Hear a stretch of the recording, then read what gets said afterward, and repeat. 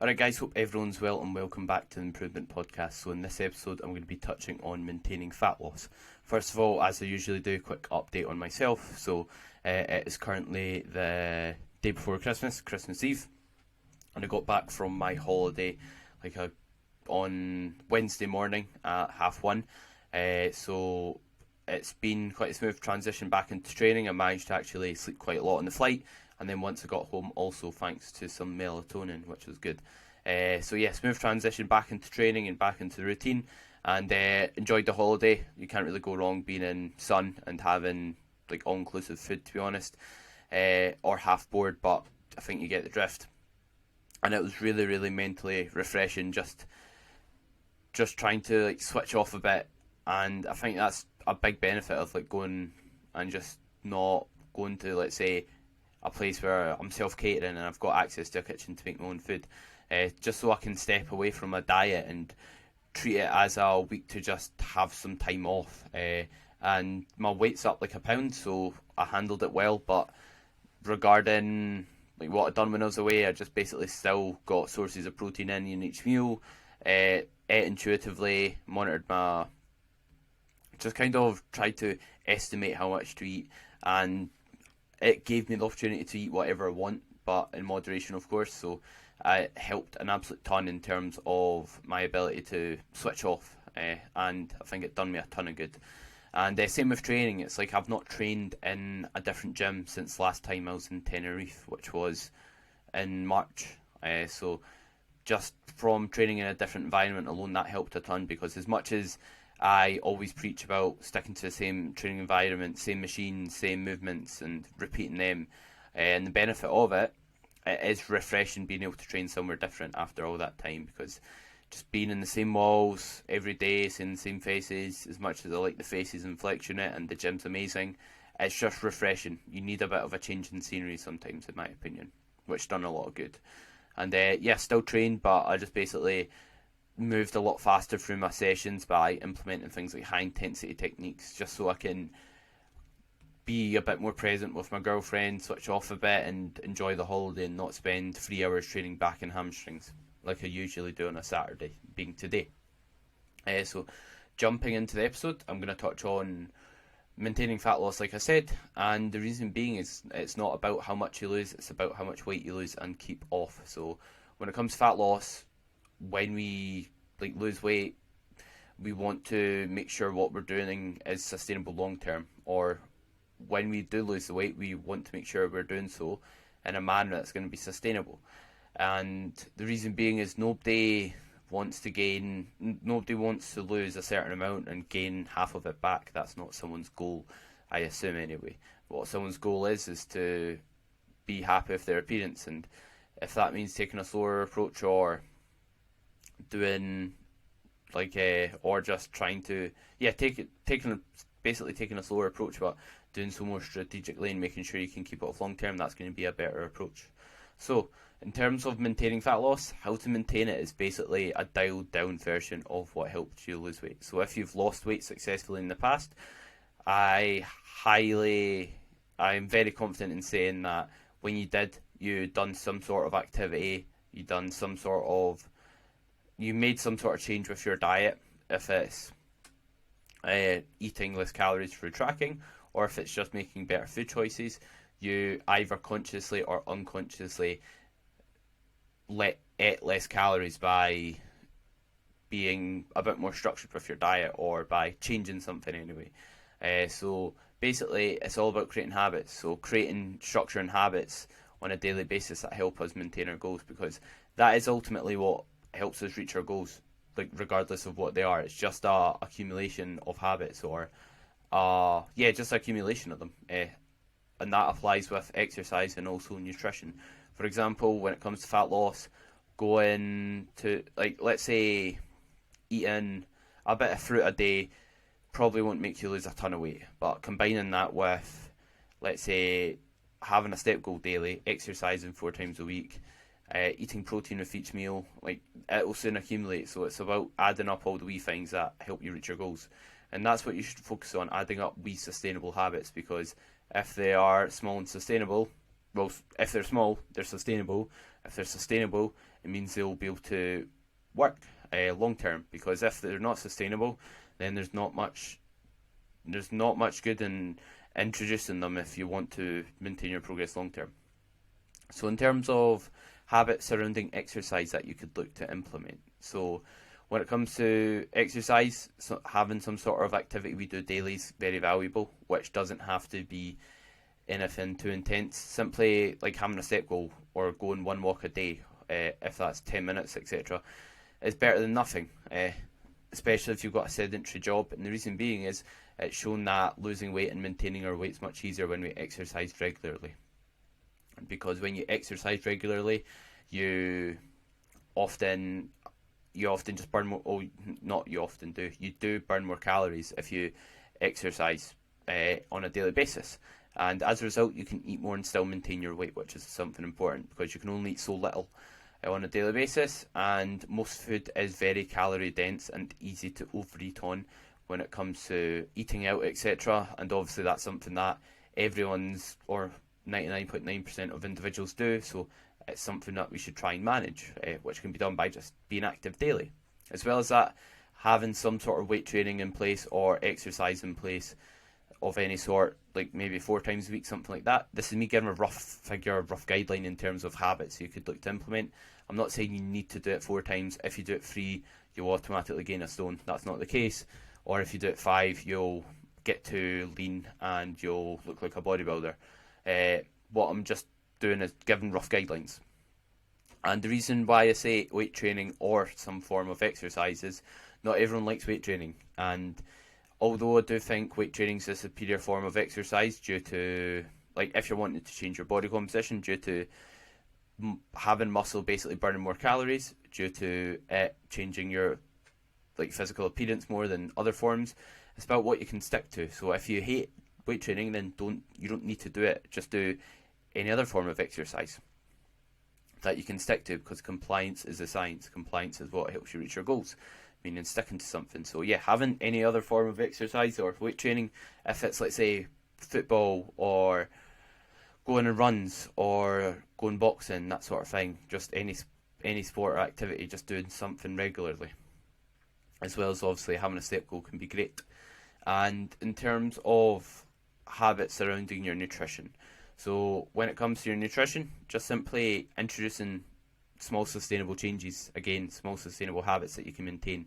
Habits like eating your 5 a day. And a good place to start is with your breakfast. And the reason being is most people are quite routined in the morning, because most people have like different dinners each night, but it's not that uncommon to have similar breakfasts each day, like porridge or, let's say, eggs on toast, etc. Whatever you have for breakfast, it's not that uncommon to eat the same one every day. So that's a good place to start when it comes to adding in some structure and habits. Because if you eat the same thing every day, if you improve what you eat every day and make it more in line with your goals, then you're gonna have that in place daily, which is what leads to success, like I said. So it could be, instead of having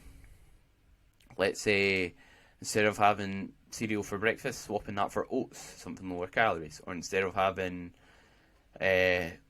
let's say, like Nutella on toast for breakfast, you could have eggs on toast, or like eggs and I'm not sure, something else low in calories anyway.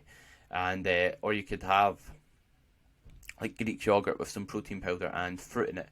And what you could also look to do is, just make small changes that you can stick to. And with your breakfast, you could implement, like I said, something you could do is like try and eat your 5 a day. And a good place to start with your breakfast is adding in, let's say, fruit with it or that. Like you could have like frozen berries or something with Greek yogurt, like I said. And that's a good way to get micronutrients in. It will fill you up with containing little calories. So that's a great idea if you're looking to improve your nutrition. And just doing the same throughout the day.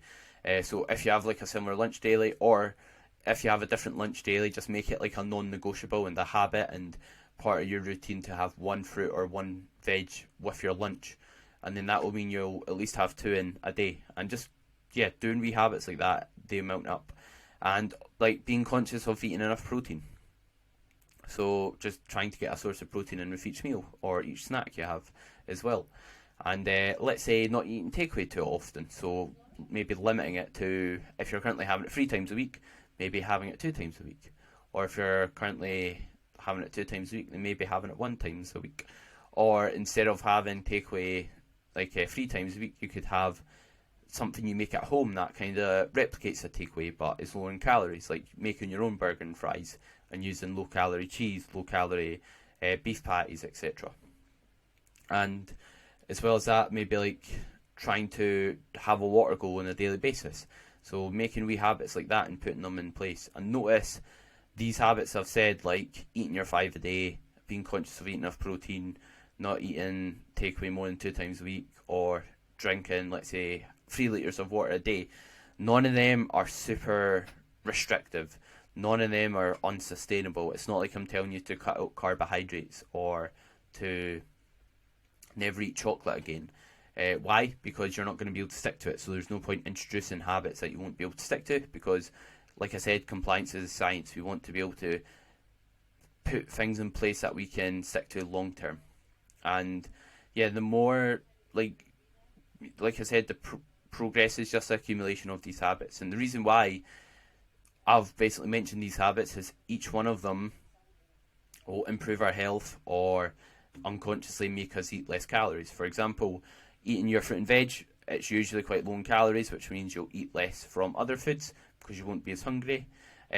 Being conscious of eating protein, that will help us recover, that will help us perform well due to that. And also protein satiating, meaning it fills us up. And it's probably one of the I'd say it's the most important macronutrient for changing your body composition. Things like not eating a takeaway too often, I think that's self-explanatory. Most takeaways are really calorie dense and easy to consume a lot of calories, so if you limit that, then you'll probably consume less calories, unless you replace it by having something super calorie dense. That's not a takeaway, but I think you get the drift. And drinking enough water, it can help fill our stomach, which can mean we're not as hungry on a daily basis, and also better health and better performance.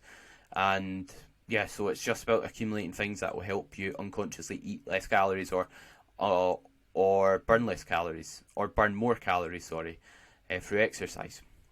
And something not a lot of people talk about when it comes to maintaining fat loss is sleep. So when we sleep better, what does that lead to? It leads to more energy, which makes us more likely to exercise, move more, and as a result burn more calories and perform better, which will ultimately help us improve our body composition. When we sleep better, we also have less cravings and less hunger due to the hunger hormones being lower, leptin and ghrelin, or at least one of them I'm aware of is lower. I'm not sure if it's both of them or what, but at least one of them.